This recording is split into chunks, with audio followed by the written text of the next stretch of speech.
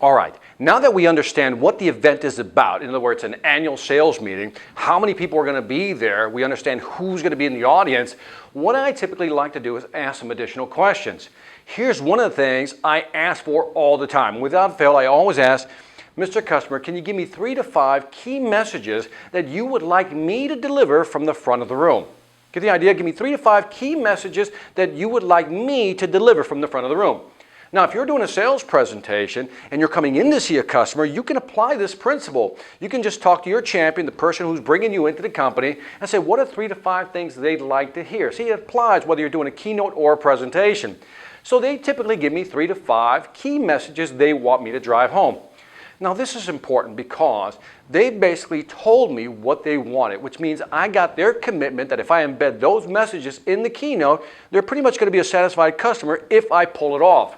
Now, once I have the messages, I always tie it back to the theme. I like to call a theme a narrative. And the narrative we were using is to leapfrog the competition, as I mentioned in the previous video. So what I will do is take the theme, the narrative, leapfrog the competition, and then tie the 3 to 5 messages under that theme. Get the idea? Theme, 3 to 5 messages supporting that narrative. Now, I always ask, can I visit one of your locations?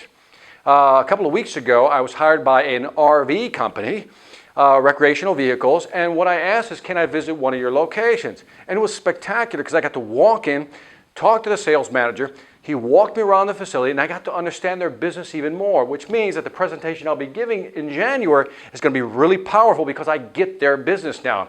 Now, if you don't have the luxury of visiting a location, then ask the customer for this.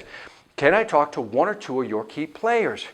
Wow, talk to 1 or 2 key players based on what you've learned about the key messages and the narrative. And when you're talking to these folks, ask them questions about how's it going? Talk to me about sales.